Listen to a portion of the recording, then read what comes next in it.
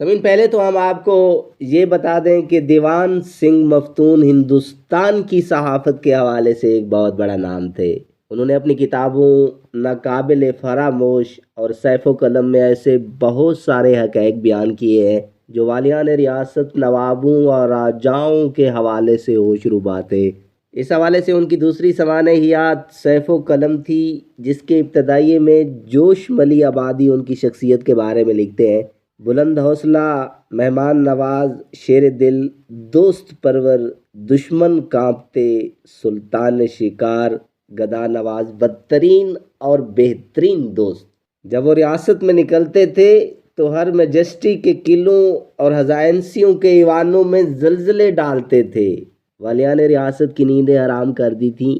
ان کے قلم سے بڑے بڑے فرما روا کانپتے تھے۔ جوش ملی آبادی لکھتے ہیں کہ دہلی کا واقعہ ہے، ایک روز شام میں ریاست کے وزیر اعظم میرے پاس بیٹھے ہوئے تھے کہ دیوان سنگھ آ گئے۔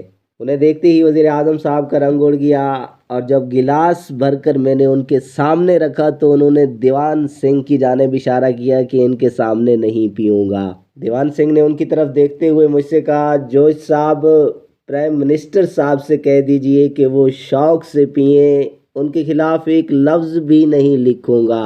یہ والی ملک نہیں ہے، میں تو فقط والیان ملک پر حملہ آور ہوتا ہوں، جس کے معنی یہ ہے کہ میں انسان کا نہیں سور کا شکار کھیلتا ہوں۔ زمین ہندوستان کے نوابوں اور سابق والیان ریاست کے حوالے سے دیوان سنگھ مفتون اپنی کتاب سیف و قلم 2006 لوئر مال داتا دربار روڈ لاہور میں صفحہ نمبر 161 سے 164 تک سابق والیان ریاست کی خوش فعلیوں کے عنوان سے لکھتے ہیں: مرحوم مہاراجہ ناب سال میں 9 ماہ کے قریب تو مسوری یا ڈیرہ دون میں قیام فرماتے تھے، کیونکہ ان مقامات کی آب و ہوا آپ کو بہت پسند تھی، اور صرف 3 ماہ کے لیے قریب اپنی ریاست ناب میں رہتے۔ ایک بار آپ چیمبر آف پرنس کے اجلاس میں شرکت کے لیے دہلی تشریف لے گئے۔ جب وہاں ایک کوٹھی میں مقیم ہوئے تو ان کے پاس ڈیرہ دون سے اطلاع پہنچی کہ آپ کا ایک بلہ جو ایرانی نسل کا تھا ایک پرندے کو پکڑنے کی کوشش میں درخت پر چڑھ گیا۔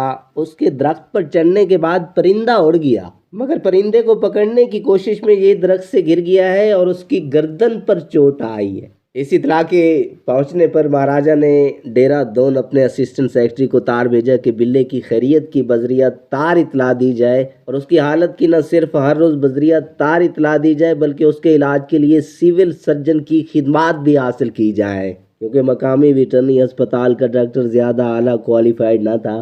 چنانچہ اس بلے کے علاج کے لیے 16,000 روپیہ روزانہ فیس پر سول سرجن مقرر کیا گیا۔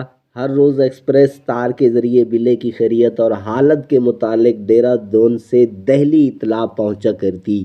یہ بلہ غالباً 1 ماہ کے قریب بیمار رہا۔ اندازہ کیا جا سکتا ہے کہ سول سرجن اور ویٹرنری سرجن کی فیسوں اور ایکسپریس تاروں پر کتنا روپیہ صرف ہوا ہوگا۔ اور اس سلسلہ کا دلچسپ واقعہ یہ ہے کہ اسٹاف کے لوگ منہ سے تو کچھ کہنے کی جرات نہ کرتے، مگر جب تار آتا تو آپس میں مسکراتے ہوئے مذاقاً صرف یہ کہا کرتے کہ بلا صاحب پہلے سے اچھے ہیں اور ان کی زندگی خطرے سے محفوظ ہے۔